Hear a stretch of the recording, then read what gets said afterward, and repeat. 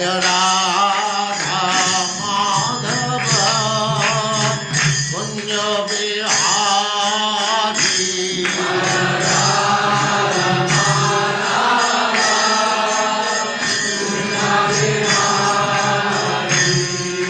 जय राधा माधव कुंज बिहारी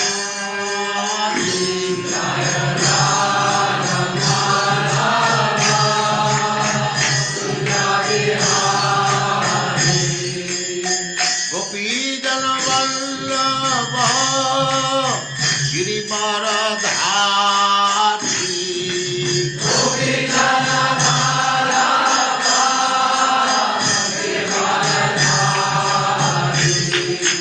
गोपीजन वल्लभ गिरिवरधारी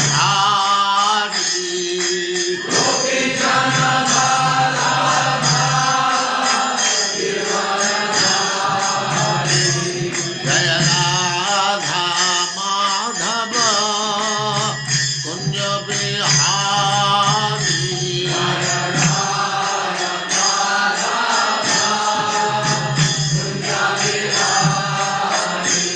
जय राधा माधव कुंज बिहारी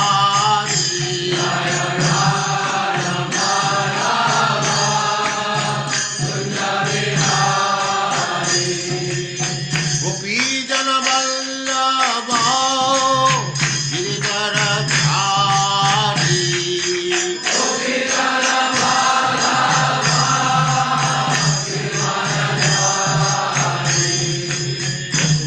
यशोदानंदन ब्रज जन रंजन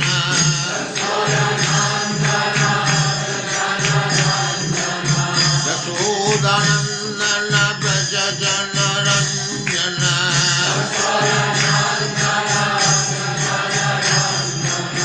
जमुना तीर वनचारी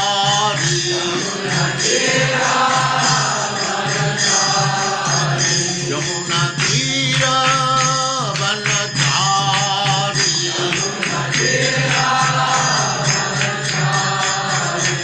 जय राधा माधव कुंज बिहारी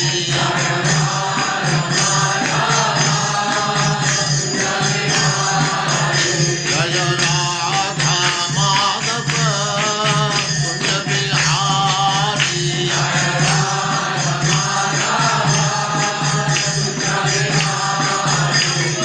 गोपीजन वल्लभ गिरिवरधारी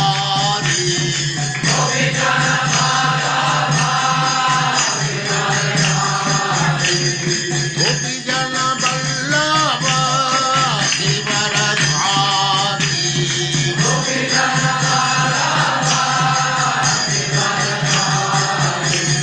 यशोदानंदन ब्रज जन रंजन यशोदानंदन ब्रज जन रंजन जमुना तीर वनचारी जय राधा माधव कुंज बिहारी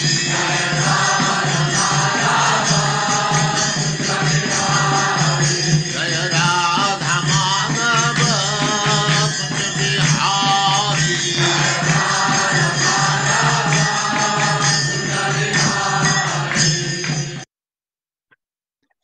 ओम नमो भगवते वासुदेवाय। ओम नमो भगवते वासुदेवाय। ओम नमो भगवते वासुदेवाय। ओम नमो भगवते वासुदेवाय। ओम नमो भगवते वासुदेवाय। ओम नमो भगवते वासुदेवाय। नारायणं नमस्कृत्य नारायणं नमस्कृत्य नरं चैव नरोत्तमं नरं चैव नरश्चैव नरोत्तमं नरोत्तमं देवीं सरस्वतीं व्यासं देवीं देवीं सरस्वतीं व्यासं सरस्वतीं व्यासं ततो जयमुदीरये ततो ततो जयमुदीरये। जयमुदीरये। नष्टप्रायेषु अभद्रेषु नष्टप्रायेष्वभद्रेषु प्रायेष्वभद्रेषु नित्यं भागवत सेवया नित्यं भागवत सेवया भगवत सेवया भगवते उत्तमा श्लोके भगवते उत्तमश्लोके भगवत्युत्तमश्लोके भक्तिर्भवति नैष्ठिकी। भक्तिर्भवति नैष्ठिकी। भक्तिर्भवति नैष्ठिकी। हरे कृष्ण, आप सबका स्वागत है। हरे हरे कृष्ण कृष्णा प्रभु। हरे कृष्ण, दंडवत प्रणाम। हरे कृष्ण। तो पल्लवी माता जी, कल क्या किया? प्रभु जी चतुर्श्लोकी किया प्रभु जी। ये जी प्रभु जी, भगवत गीता के 8 से 11 श्लोक पढ़े। बहुत अच्छा किया, बहुत अच्छा किया। वो श्लोक सब कोशिश करिए याद करने के लिए। अब यहाँ नारद जो ध्रुव महाराज को ज्ञान दे रहे हैं क्या करना चाहिए। जब उन्होंने देखा कि ध्रुव मानने वाला नहीं है, ये बहुत दृढ़ संकल्प है, तो उसको बताया कि वहां जाके तुम्हें क्या करना है, कैसे भक्ति करनी है। प्राणायामेन त्रिविता प्राण इंद्रिय मनोमलम शनैः युधस्य अभिध्यायेन मनसा गुरुणा गुरुम। मेरे साथ, प्राणायामेन त्रिविता प्राणायामेन त्रिविता प्राण इंद्रिय मनोमलम प्राणेन्द्रिय मनोमलम् मनोमलम् शनैः युधस्य अभिध्यायेन अभिध्यायेन मनसा गुरुणा गुरुम। मनसा गुरुणा गुरुम्। शब्दार्थ है प्राणायामेन, प्राणायाम श्वास की कसरत से, त्रिविता तीन विधियों से, प्राण इंद्रिय प्राण वायु तथा इंद्रिया, मन मन बलम अशुद्धि, शनय धीरे धीरे, विदस्त छोड़कर, अभिध्यायेत ध्यान करो। नारद कह रहे हैं तुमको, मनसा मन से, गुरुणा अभिचल, अभिचल गुरुम परम गुरु श्री कृष्ण को आसन ग्रहण करने के पश्चात, उनको बोला कैसे आसन ग्रहण करने के पश्चात 3 प्रकार के प्राणायाम करना, और इस प्रकार धीरे धीरे प्राणवायु मन तथा इंद्रियों को बस में करना। अपने को समस्त भौतिक कलमश से मुक्त करके तुम अत्यंत धैर्य पूर्वक भगवान का ध्यान प्रारंभ करना। भगवान का ध्यान कब लगता है? देखिए, जब हमारे भौतिक कलमश से दूर हो जाते हैं।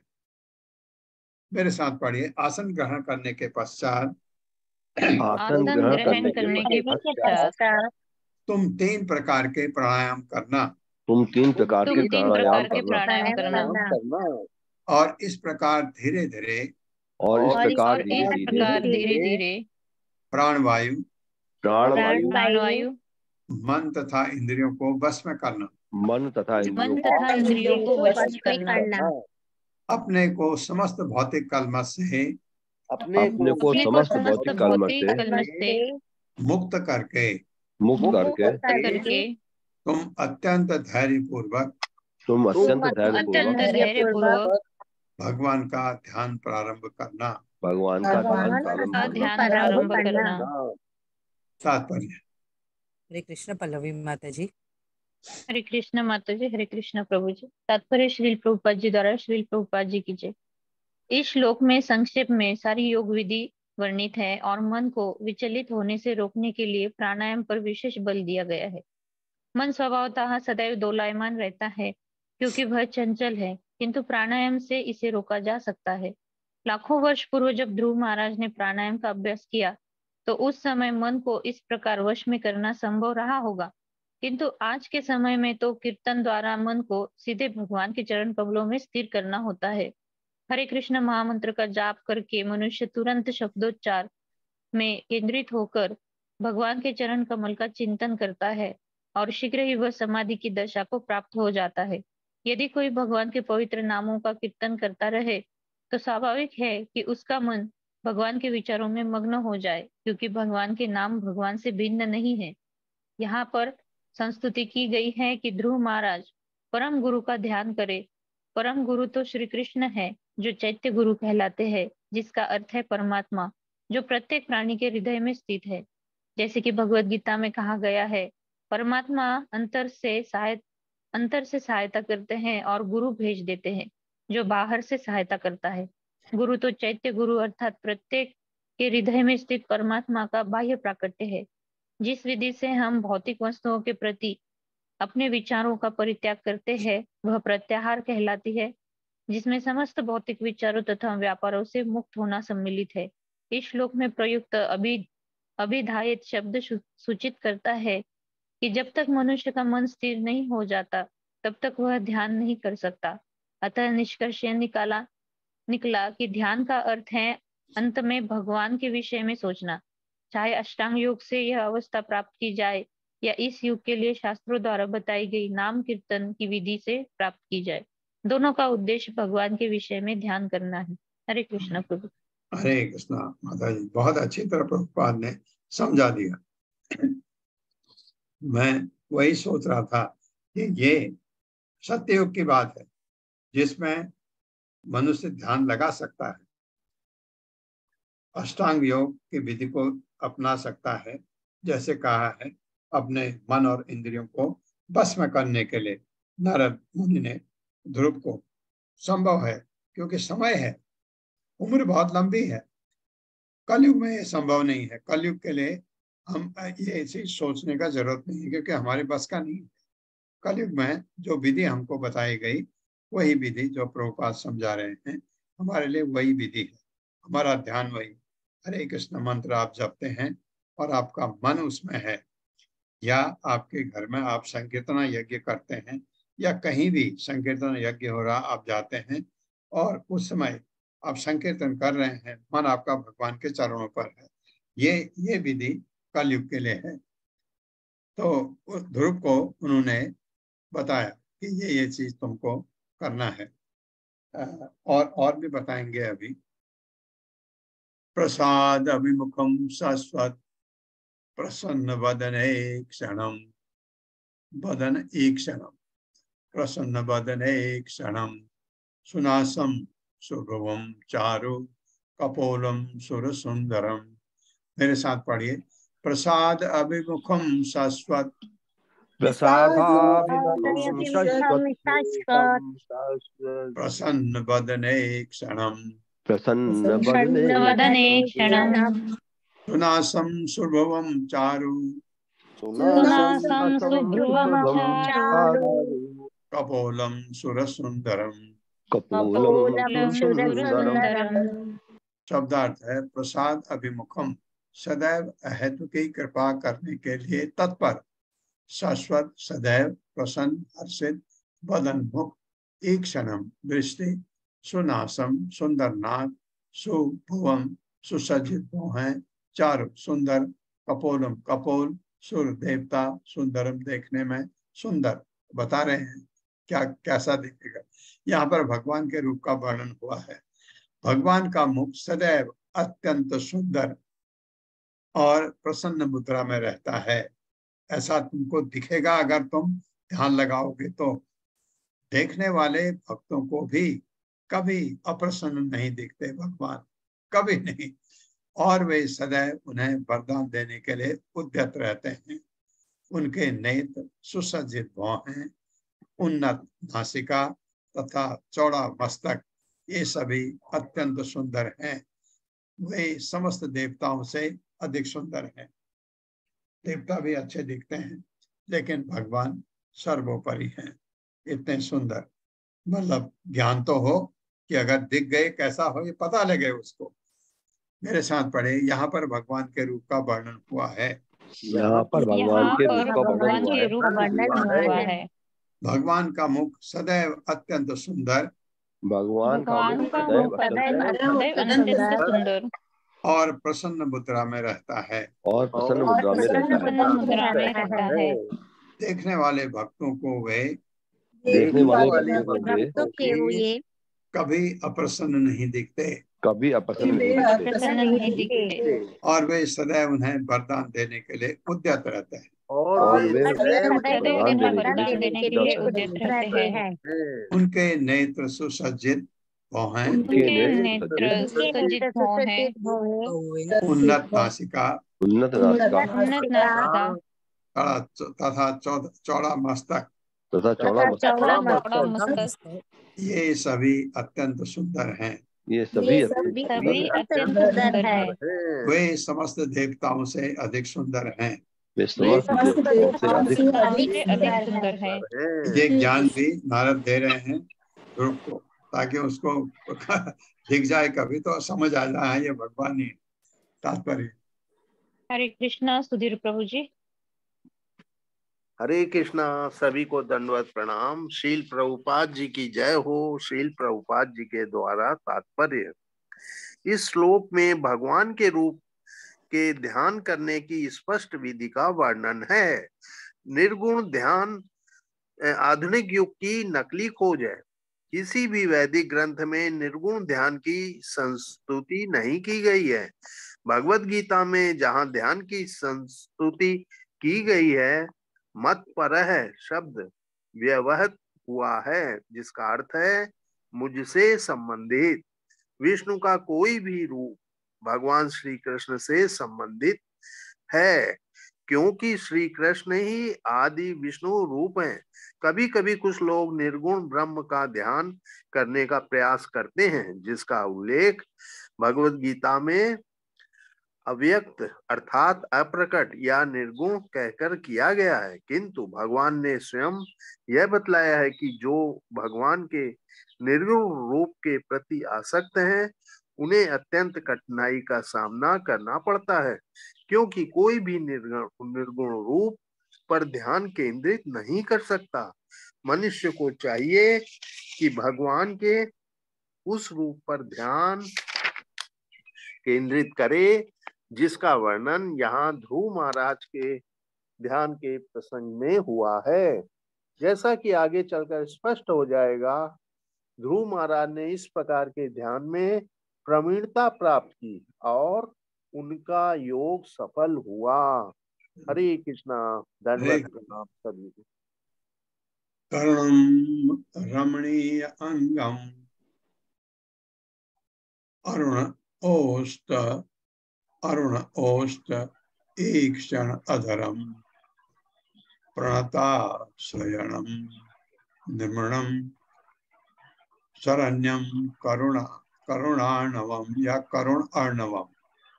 मेरे साथ, तरुणम रमणीय अंगम, तरुणम रमणीयम अंगम, अरुण ओष्ट एक क्षण अधरम, अरुणोष्टधरम, प्रणत आश्रयणम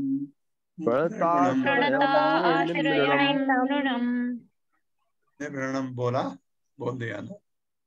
शरण्यम करुण अर्णवम, शरणम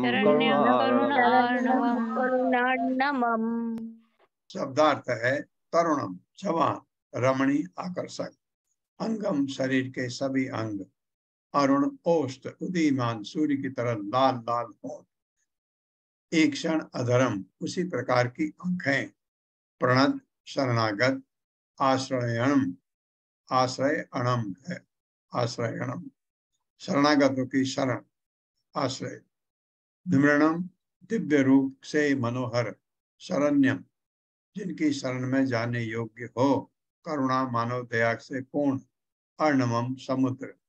नारद मुनि ने आगे कहा, भगवान का रूप सदैव युवावस्था में रहता है। उनके शरीर का अंग प्रत्यंग सुगठित एवं दोष रहित है। उनके नेत्र तथा होंठ उदीयमान सूर्य की भांति गुलाबी से हैं। वे शरणागतों को सदैव शरण देने वाले हैं और जिसे उनके दर्शन का अवसर मिलता है, वो सभी प्रकार से ही संतुष्ट हो जाता है। दया के सिंधु के होने के कारण भगवान शरणागतों के स्वामी होने के योग्य हैं। मेरे साथ पढ़िए। नारद मुनि ने आगे कहा, नारद मुनि ने आगे कहा, भगवान का रूप सदैव युवावस्था में रहता है। भगवान का भगवान रूप के सदैव रूप युवावस्था सदैव में रहता है। युवावस्था में रहते हैं।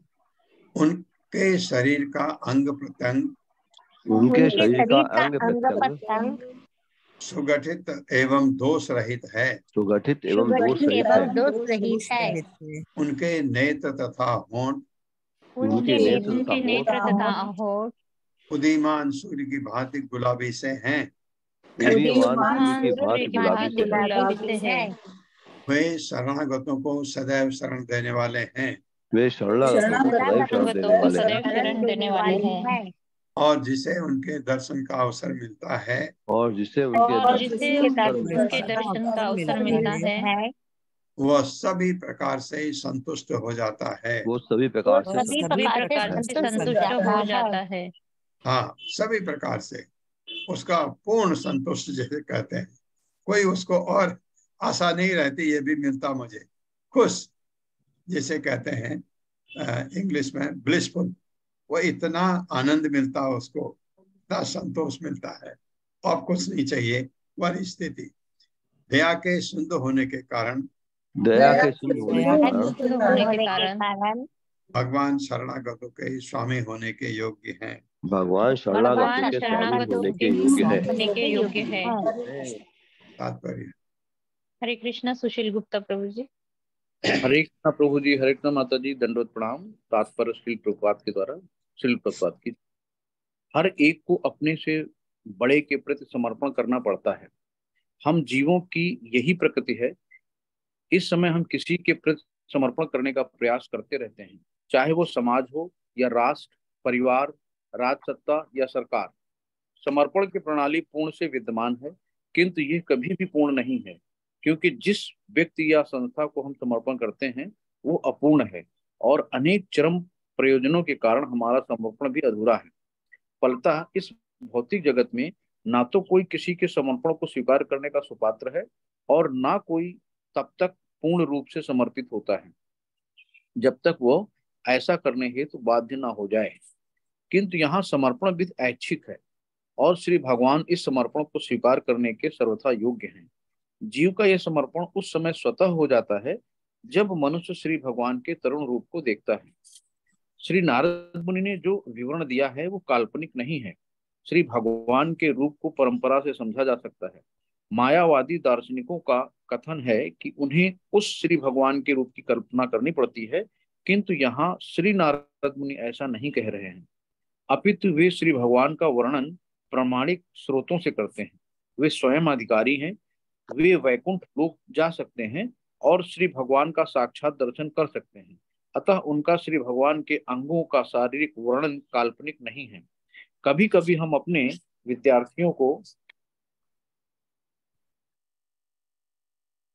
श्री भगवान के शारीरिक रूप स्वरूप के बारे में शिक्षा देते हैं और वे उनका चित्र बनाते हैं। उनके चित्र काल्पनिक नहीं होते।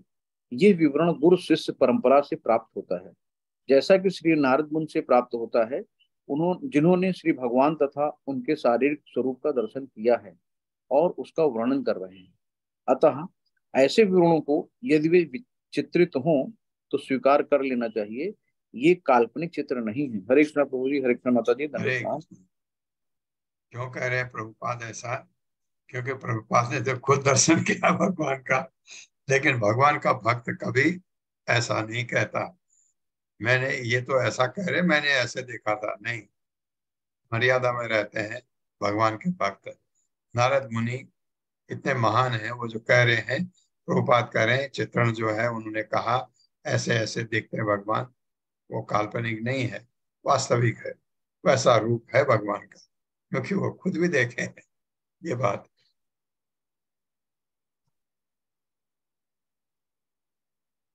श्री वत्स अंगम घनश्यामम पुरुषम वनमालिनम शंख चक्र गदा पद्मय अभिव्यक्त चतुर्भुजम।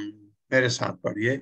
श्री वत्स अंगम घनश्यामम श्रीवत्सांगं घनश्यामं श्रीवत्स अंकम घनश्यामम श्रीवत्सांगं घनश्यामं पुरुषम वनमालिनम पुरुषं वनमालिनं शंख चक्र गदा पद्मैः शंखचक्र गदा पद्मैः व्यक्त चतुर्भुजम।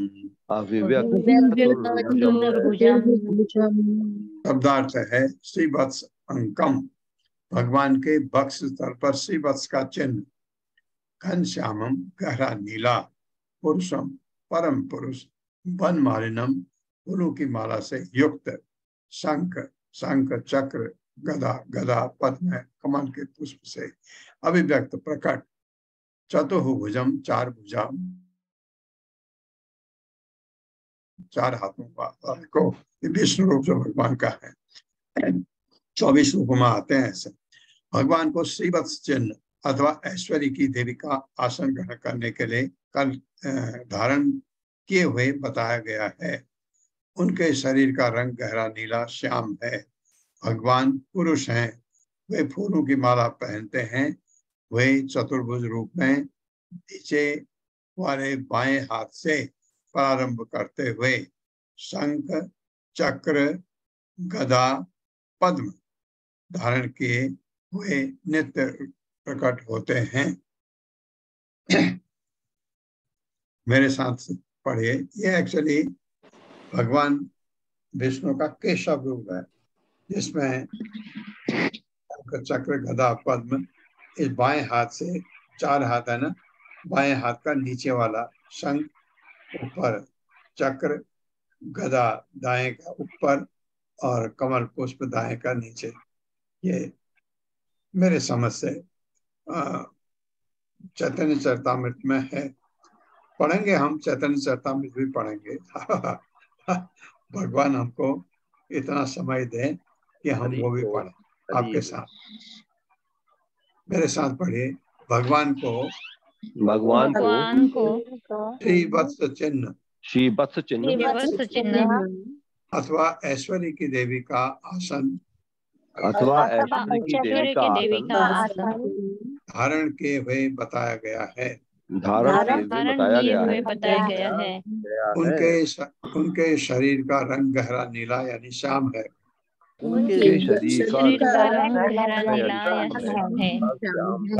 भगवान पुरुष हैं। वे फूलों की माला पहनते हैं। और वे चतुर्भुज रूप में नीचे वाले बाएं हाथ से आरंभ करते हुए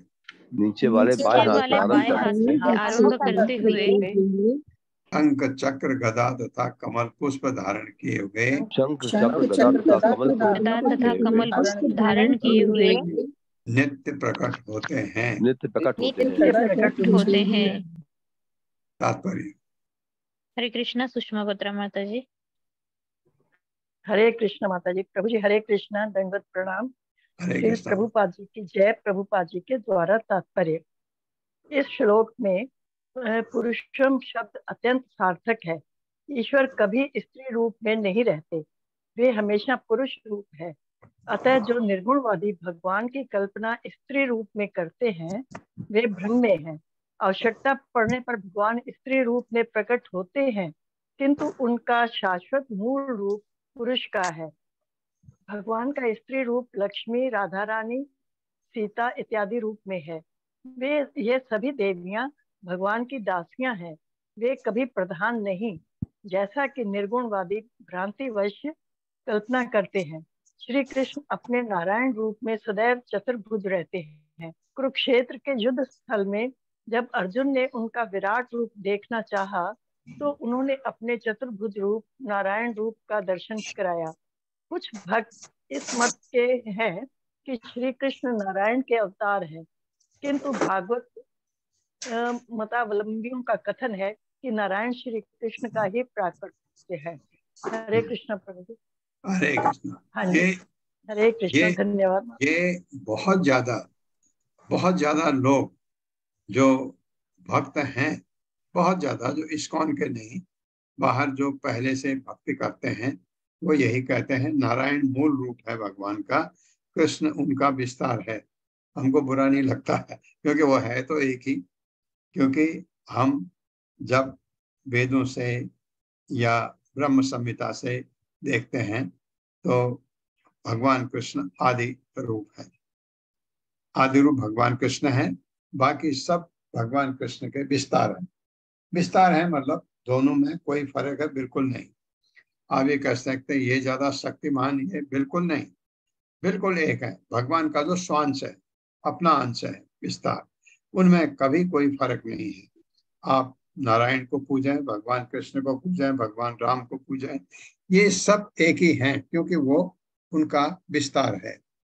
हाँ, भगवान का जो अंश का अंश होता है उसमें कुछ चीजें मैनिफेस्ट नहीं होती। जैसे परमात्मा है, परमात्मा भगवान ही है, हमारे हृदय में परमात्मा रूप में रहते हैं भगवान। क्या परमात्मा और ईश्वर बिल्कुल एक है? नहीं, भगवान अपने परमात्मा रूप में हमारे हृदय में रहते हैं, लेकिन पूर्ण भगवान का जो पूर्ण रूप है वो ईश्वर या भगवान है। परमात्मा उनका पूर्ण रूप नहीं है, लेकिन वो है, परमात्मा ही है, वो भगवान ही है, उसमें कोई डाउट नहीं है। जो मैं आपको कह रहा हूं, क्या परमात्मा राम और ये एक तरफ पूजना, एक सब पूजा जा सकता है?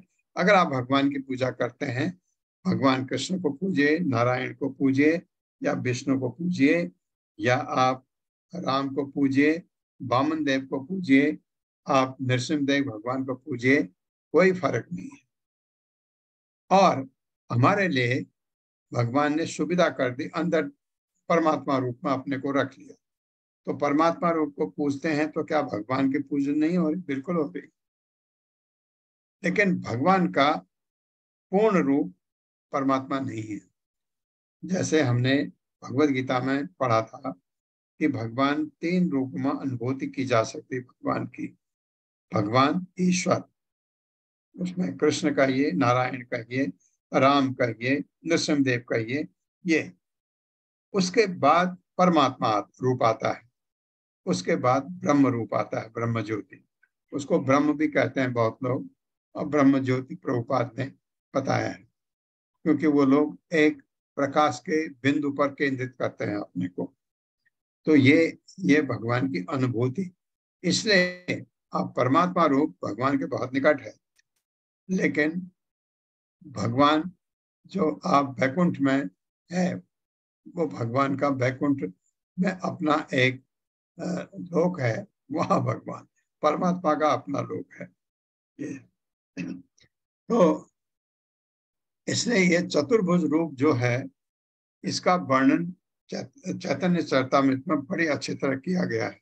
ये 4 बहुत अच्छा उन्होंने लिखा कि बाएं हाथ के नीचे से गिनो, शंख चक्र गदा पद्म, ये जो लिखा इससे करो, तो ये तो नारायण रूप किया भगवान का, है ना।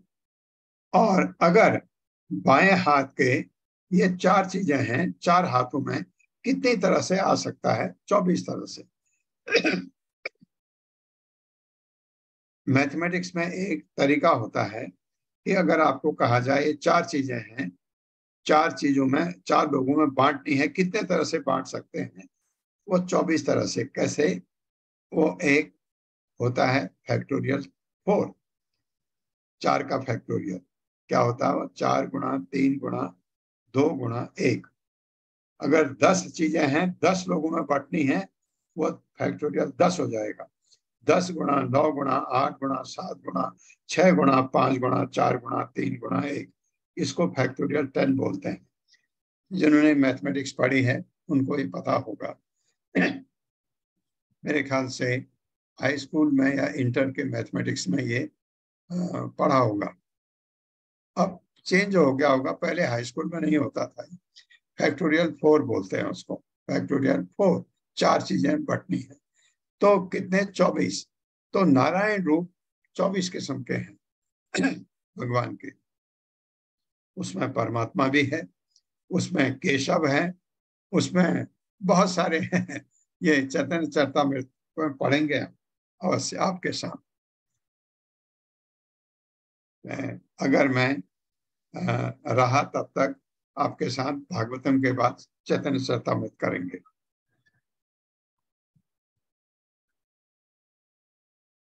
48वां श्लोक है। किरीटनम कुंडलिनम केयूरवलयान्वितम कौस्तुभ आभरण ग्रीवम पीत कौशेय वाससम। मेरे साथ। किरीटनम कुंडलिनम किरीटिनं कुण्डलिनं केयूरवलयान्वितम केयूरबलयान्वितं कौस्तुभ आभरण ग्रीवम कौस्तुभाभरणग्रीवम् पीत कौशेय वाससम। पीतकौशेयवाससम्। शब्दार्थ है किरीटनम मुकुट धारण किए भगवान, कुंडलिनम कुंडल सहित, केयूर रत्न जड़ित हार, बलम अन्वितम रत्न जड़ित बाजूबंद सहित, कौस्तुभ आभरण ग्रीवम जिनकी ग्रीवा गर्दन में कौस्तुभ मणि से अलंकृत है भगवान। पीत कौशेय वाससम जो पीले रेशम का वस्त्र धारण किए हैं। पूर्ण पुरुषोत्तम भगवान वासुदेव का सारा शरीर आभूषित है। वे बहुमूल्य मणिमय मुकुट, हार तथा बाजूबंद धारण किए हुए हैं। उनकी गर्दन कौस्तुभ मणि से अलंकृत है और वे पीत रेशमी वस्त्र धारण किए हुए हैं। बता रहे हैं ग्रुप को ताकि उसको पता लगे कि भगवान है।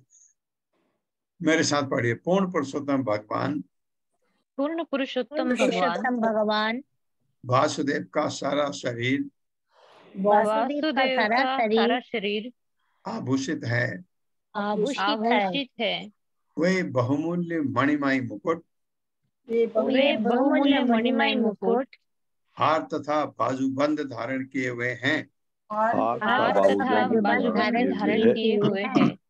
उनकी गर्दन कौस्तुभ मणि से अलंकृत है। उनकी गर्दन कौस्तुभ मणि से अलंकृत है। और वे पीत रेशमी वस्त्र धारण किए हैं। और वे पीत रेशमी वस्त्र धारण किए हैं। हाँ, एक्चुअली वैकुंठ में भगवान को आप कैसे पहचान सकते हैं? कौस्तुभ मणि एक, और जो उनके हृदय में ये वक्ष स्थल में ये आपका ये चिन्ह है, क्या बोलते हैं चिन्ह को? श्रीवत्स चिन्ह होता है जो लक्ष्मी जी का निवास स्थान माना जाता है भगवान में। और वहां अगर आप गए, भगवान में आप में देखने में कोई फर्क नहीं है, आप भी उतने ही सुंदर दिखते हैं। हाँ, भगवान का रूप थोड़ा फर्क हो सकता है, दूर से देखने पर समझ नहीं आएगा, लेकिन कैसे समझना है? भगवान के एक तो कौस्तुभ मणि है और श्रीवत्स का चिन्ह है उनके वक्ष स्थल में, जो मां लक्ष्मी का निवास स्थान कहा जाता है। ये अदरवाइज सब एक से तरुण, एक ही उम्र के एक दिन का एक सेकंड का भी फर्क नहीं किसी में, को ऊपर नीचे नहीं। ये सब बड़ी आश्चर्यचकित चीज है। मेरे साथ पढ़ाइए। पढ़ लिया ना? जी प्रभु। 49वां श्लोक। कांची कलाप पर्यस्तम लसत कांचन नूपुरम दर्शनीयतमं शांतम मनोनयन वर्धनम। मेरे साथ पढ़िए। कांची कलाप पर्यस्तम लसत कांचन नूपुरम दर्शनीयतम तमं शांतम मनोनयन वर्धनम।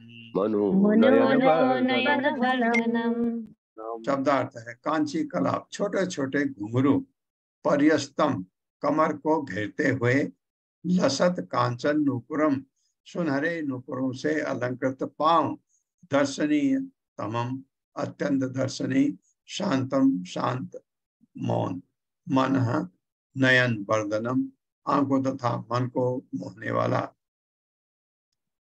भगवान का कटि प्रदेश सोने की छोटी छोटी घंटियों से अलंकृत है और उनके चरण कमल सुनहरे नूपुरों से सुशोभित हैं। उनके सभी शारीरिक अंग अत्यंत आकर्षक एवं नेत्रों को भाने वाले हैं। वे सदैव शांत तथा मौन रहते हैं, लेकिन प्रसन्न, मौन रहते हैं। भगवान बक बक बक बक नहीं करते हमारी तरह, और नेत्रों तथा मन को अत्यधिक मोहने वाले हैं। मेरे साथ पढ़े, भगवान का कटि प्रदेश, भगवान का कटि प्रदेश सोने की छोटी छोटी घंटियों से अलंकृत है। सोने की छोटी छोटी घंटियों से अलंकृत है और उनके चरण कमल सुनहरे नूपुरों से सुशोभित हैं। सुनहरे नूपुरों से सुशोभित है। हाँ, पैरों में सोने का, पता नहीं, मेरी वाइफ ने मुझे बताया कि पैरों में सोना खाली भगवान का होता है। जैसे औरतें पहनती है ना सारे आभूषण, सोने का मेरे ख्याल से नीचे पैरों में नहीं पहना जाता, ऐसा उन्होंने बताया कि खाली भगवान पहन सकते हैं, हम नहीं। तो पैरों में सुनहरा, जैसे सोने के आपके क्या पायल होती है, नहीं आप पहन सकते, शायद पहनते हैं लोग आजकल। मेरे साथ वाली, उनके सभी शारीरिक अंग अत्यंत आकर्षक एवं नेत्रों को भाने वाले हैं। वे सदैव शांत तथा मौन रहते हैं और नेत्रों तथा मन को अत्यधिक मोहने वाले हैं।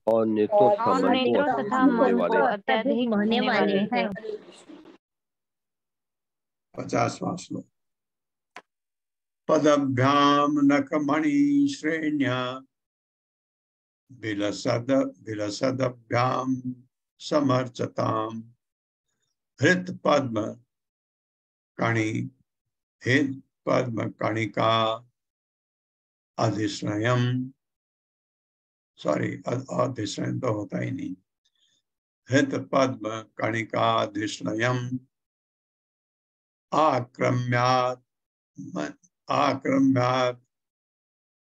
मनी होना चाहिए, सॉरी आक्रम्यात आत्मनि, हाँ सही था, आत्मनि अवस्थितम। मेरे साथ पढ़िए, पदभ्याम नखमणि श्रेण्या, पदभ्याम नखमणि श्रेण्या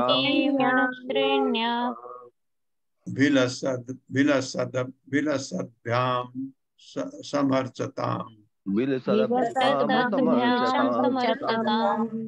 हृत पद्म कणिकाधिश्रयम्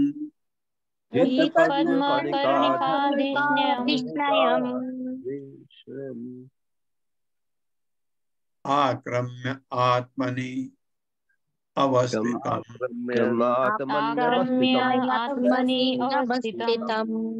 शब्दार्थ है, पदभ्याम अपने चरण कमलों से, नखमणि श्रेण्या पांव से, पांव के अंगूठे के मणि सदृश नाखूनों की ज्योति से, विलसद्भ्याम चमकते चरण कमल, समर्चताम उनकी पूजा में तत्पर पुरुष, हृत पद्म कणिका हृदय के कमल पुष्प का पुंज, तिष्णयम स्थित आक्रम में पकड़कर या कब्जा करके, आत्मनि हृदय में, अवस्थितम स्थित। वास्तविक योगी भगवान के उस दिव्य रूप का ध्यान करते हैं जिसमें वे उनके हृदय रूपी कमल पुंज में खड़े रहते हैं और उनके चरण कमलों के मणितुल्य नाखून चमकते रहते हैं। तो योगी या भक्त वहां अपना ध्यान टिकाए रखता है। मेरे साथ पढ़े, वास्तविक योगी भगवान के उस दिव्य रूप का ध्यान करते हैं, भगवान के उस दिव्य रूप का ध्यान करते हैं जिसमें वे उनके हृदय रूपी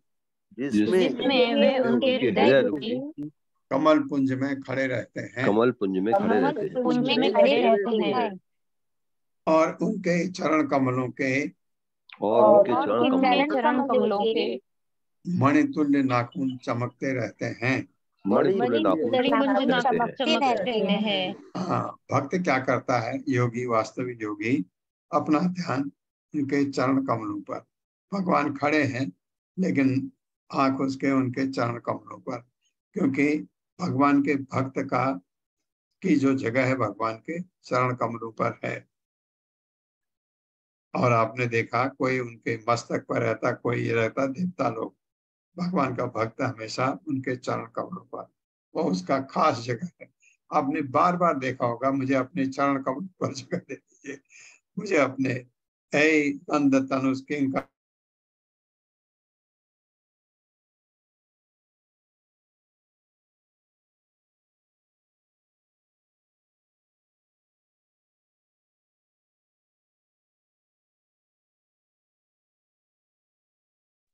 हरे कृष्ण माता जी, आवाज आ रही है आपको? प्रभु जी नहीं, आवाज नहीं आ रही है। चलिए ये रुक दे, शायद नेटवर्क प्रॉब्लम।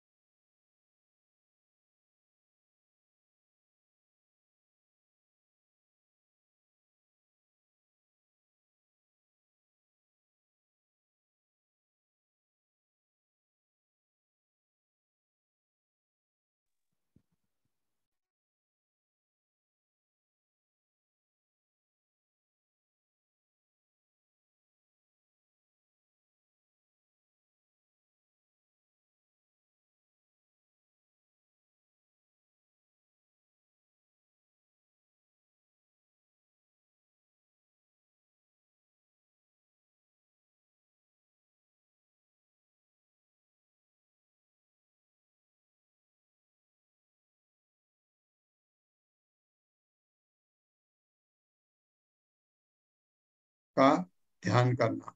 तो वो क्या था श्लोक, ऐ नंद किंकर, श्लोक पता नहीं फिर अटक जा रहा है। शिष्टाष्टक का है, हे नंद किंकरम पतितम मां विस्मय भवाम कृपया तव पाद पंकज स्थित धूलि सदृशम विचिंतय। ये है श्लोक।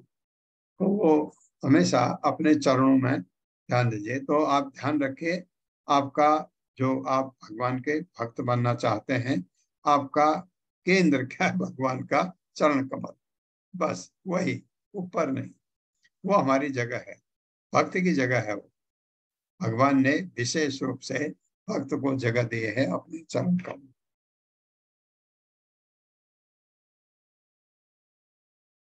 पढ़ लिया था ना हमने,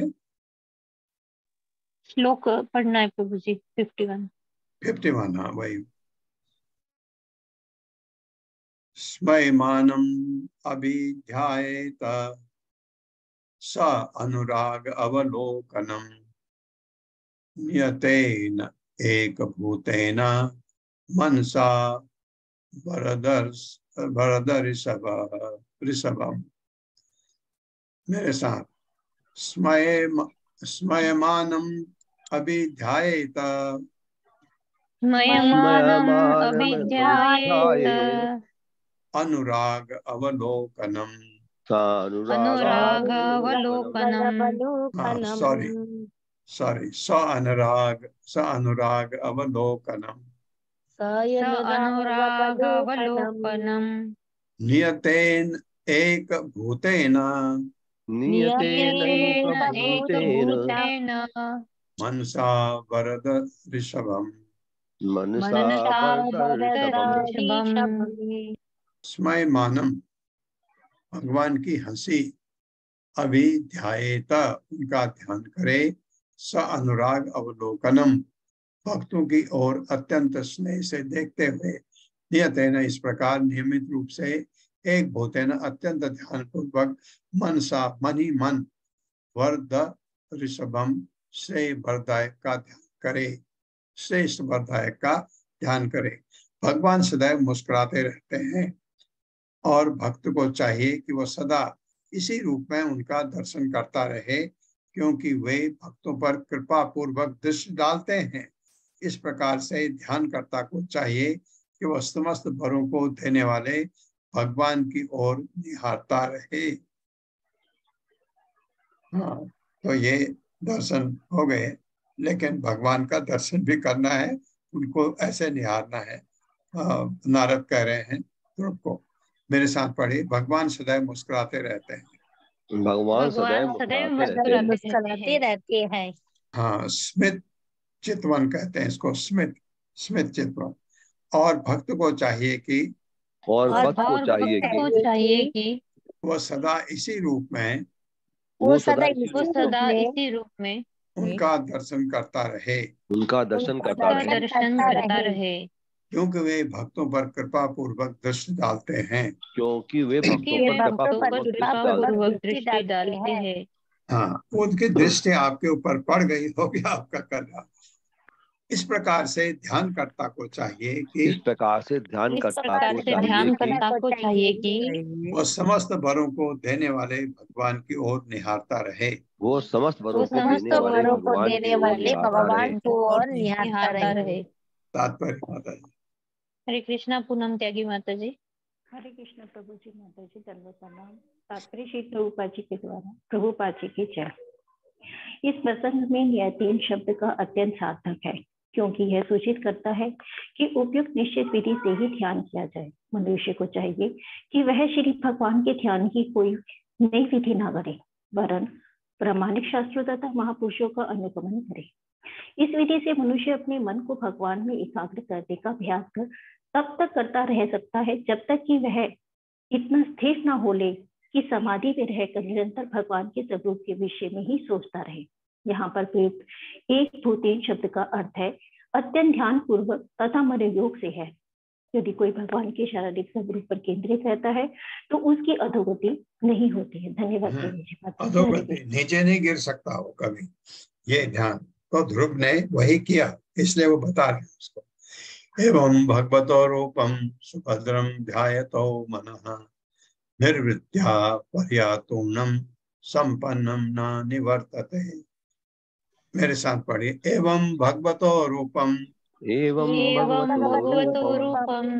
सुभद्रम ध्यायतो मनः निर्वृत्या पर्यातूर्णम संपन्नम न निवर्तते। शब्दार्थ। एवं इस प्रकार भगवतः भगवान का रूपम रूप सुभद्रम अत्यंत कल्याणकारी ध्यायतः ध्यान करते हुए मनः मन निर्वित्या समस्त भौतिक कर्म से मुक्त होकर पर्या दिव्य तूर्णम शीघ्र संपन्नम समृद्ध होकर न कभी नहीं निवर्तते नीचे आता है। भगवान के नित्य मंगलमय रूप में जो अपने मन को एकाग्र करते हुए इस प्रकार से ध्यान करता है, नारद बता रहे हैं, वो अति शीघ्र ही समस्त भौतिक कर्म से छूट जाता है और भगवान के ध्यान की स्थिति से फिर लौटकर नीचे मर्त्य लोक नहीं आता। कितनी बड़ी बात। मेरे साथ भगवान के नित्य मंगलमय रूप में, भगवान के नित्य मंगलमय रूप में जो अपने मन को एकाग्र करते हुए जो अपने मन को अपने मन को एकाग्र करते हुए इस प्रकार से ध्यान करता है, इस प्रकार से ध्यान करता है, वो अति शीघ्र ही भौतिक कलमश से छूट जाता है, भौतिक कलमश से छूट जाता है और भगवान के ध्यान की स्थिति से फिर लौटकर नीचे यानी मर्त्य लोक नहीं आता, तात्पर्य। हरे कृष्णा प्रेमानंद जी। हरे कृष्ण। तात्पर्य श्रील प्रभुपाद की जय। श्रील प्रभुपाद के द्वारा इस स्थिर ध्यान को समाधि कहते हैं। श्री भगवान की प्रेममयी दिव्य सेवा में निरंतर लगे रहने वाले व्यक्ति को श्री भगवान के रूप के अपने ध्यान से विचलित नहीं किया जा सकता, जैसे कि यह वर्णन हुआ है। मंदिर में श्री विग्रह के अर्चन के लिए पंचरत्न भक्ति पद्धति में जो अर्चन मार्ग बताया गया है, उसमें भक्त निरंतर श्री भगवान का चिंतन करता है। यही समाधि है। जो इस प्रकार से अभ्यास करता है वो श्री भगवान की सेवा से विचलित नहीं होता और इससे वो मानव जीवन के उद्देश्य में सफल हो जाता है। हरे कृष्ण। समाधि में आ गया तो सफल हो गया। जपः च परमो गुह्यः श्रूयतां मे नृपात्मजः यं सप्तरात्रं पठन् पुमान् पश्यति खेचरान्। मेरे साथ जपः च परमो गुह्यः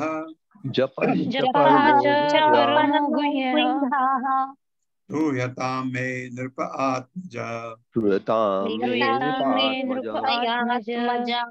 यं सप्तरात्रं प्रपठन् पुमान् पश्यति खेचरान्।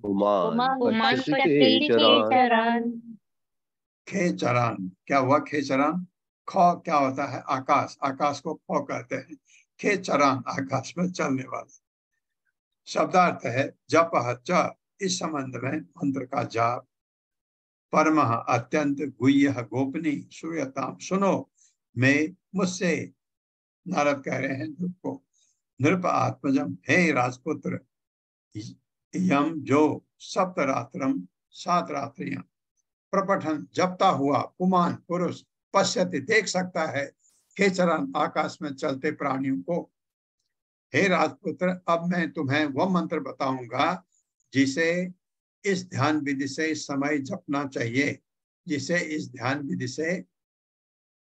विधि के समय जपना चाहिए। जब आप ये ध्यान में हैं तो मंत्र कौन सा जपना है वो मैं तुम्हें बता रहा हूं। जो कोई इस मंत्र को 7 रात सावधानी से जपता है वो आकाश में उड़ने वाले सिद्ध मनुष्य को देख सकता है, क्योंकि सिद्धा जो हैं वो आकाश में उड़ते हुए दिखते हैं उनको, जो ये करता है। मेरे साथ पढ़े, हे राजपुत्र, हे राजपुत्र, अब मैं तुम्हें वह मंत्र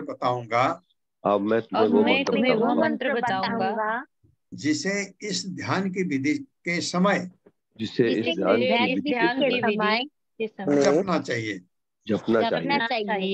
ध्यान में लग गया, आप समाधि में आ गए, भगवान पर अपना मन केंद्रित हो गया, तो आपको जपना है ये मंत्र। ये बता रहे, जो कोई इस मंत्र को 7 रात सावधानी से जपता है, 7 रात सावधानी से जपता है, वो आकाश में उड़ने वाले सिद्ध पुरुषों को देख सकता है। तात्पर्य माता जी। हरे कृष्णा। पूनम अखिलेश कुमार माता जी। पूनम माता जी हरे कृष्णा। हरे कृष्णा। कामिनी अग्रवाल माता जी। हरे कृष्णा प्रभु जी। हरे कृष्णा माता जी। बढ़िया माता। तात्पर्य श्रील प्रभुपाद जी के द्वारा श्रील प्रभुपाद जी की जय। इस ब्रह्मांड के अंतर्गत सिद्ध लोक नामक एक लोक है। सिद्ध लोक के वासी स्वभावतः योग की सिद्धियों में पारंगत होते हैं। ये सिद्धियां 8 प्रकार की हैं, जिनके द्वारा मनुष्य सूक्ष्म से सूक्ष्म, हल्के से हल्का या विशाल से विशालतम हो सकता है। वह जो भी इच्छा करे उसे तुरंत प्राप्त कर सकता है। यहाँ तक कि वह लोक की सृष्टि कर सकता है। कुछ सिद्धियां इस प्रकार है। लघिमा सिद्धि के द्वारा सिद्ध लोक के वासी किसी वायुयान या विमान के बिना उड़ सकते हैं। यहाँ पर नारद मुनि ने ध्रुव महाराज से संकेत किया है कि भगवान के दिव्य रूप का ध्यान और साथ ही मंत्र का जाप करते हुए मनुष्य 7 दिनों में इतना सिद्ध हो सकता है कि वो आकाश में उड़ने वाले मनुष्यों को देख सकता है। नारद मुनि ने जपा शब्द का प्रयोग किया है, जो बताता है कि जिस मंत्र का जप किया जाना है वो अत्यंत गोपनीय है। कोई ये प्रश्न कर सकता है कि यदि गोपनीय है तो फिर श्रीमद् भागवत में वो लिखित रूप में क्यों वर्णित है? ये इस रूप में गोपनीय है। मनुष्य छपा हुआ मंत्र कहीं से प्राप्त कर सकता है, किंतु जब तक ये दीर्घ शिष्य परंपरा द्वारा स्वीकृत नहीं होता तब तक वह मंत्र कार्य नहीं करता। प्रामाणिक सूत्रों का कहना है कि जब तक कोई मंत्र परंपरा से प्राप्त नहीं होता तब तक उसकी कोई क्षमता नहीं होती। इस श्लोक में एक अन्य बात स्थापित की गई है और वो ये है कि मंत्रोच्चारण के साथ साथ ध्यान करना चाहिए। इस युग में हरे कृष्ण मंत्र का जाप ही ध्यान की सरलतम विधि है। जो ही कोई हरे कृष्ण मंत्र का उच्चारण करता है उसे कृष्ण, राम तथा उनकी शक्तियों के दर्शन होते हैं और समाधि की यही पूर्ण अवस्था है।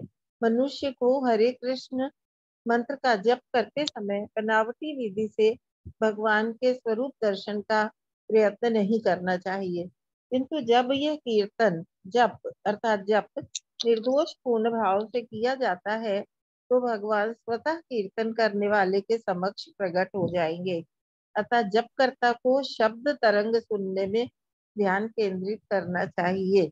भगवान बिना किसी अतिरिक्त प्रयास के ही स्वतः प्रकट हो जाएंगे।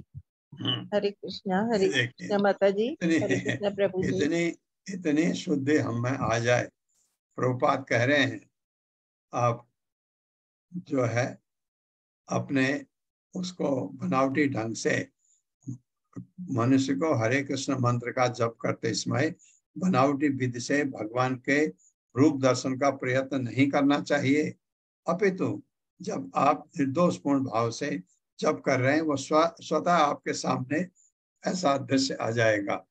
प्रभुपाद का अपना अनुभव है। देखिए, तो अभी हमको ऐसा नहीं होता। हमको अभी मैं आपसे जैसे कहता हूँ, बनावटी हम नहीं करेंगे कैसा रूप, लेकिन आपको जो रूप आप इतने मंदिरों में गए हैं, कहीं भगवान के अर्चा विग्रह आपने देखे हैं, अच्छे लगते हैं, तो उनका रूप आप सामने रख करके जप करते समय, क्योंकि आपको जप करने में ध्यान विचलित नहीं होना है, उस तरीके में आप करते हैं, उसमें कोई बुराई नहीं है, लेकिन अपनी तरफ से मनगढ़ंत नहीं करना है। ओम अज्ञान तिम्रांधस्य, अब मंत्र कल पढ़ेंगे ये। ओम अज्ञान तिम्रांधस्य ज्ञानांजन शलाकया चक्षुरुन्मिलितं तस्मै श्री गुरुवे नमः। नमो विष्णुपादाय कृष्णपृष्ठाय भूतले श्रीमते भक्तिवेदांत स्वामिनिति नामिने। नमस्ते सारस्वती देवे गौरवाणी प्रचारिणे निर्विशेष शून्यवादी पाश्चात्य सतारिणे। जय हो श्री कृष्ण चैतन्य प्रभु नित्यानंद श्री अद्वैत गदाधर शिवासादि गौर भक्तवृंद। हरे कृष्णा कृष्ण कृष्णा हरे हरे, हरे राम राम राम हरे हरे। हरे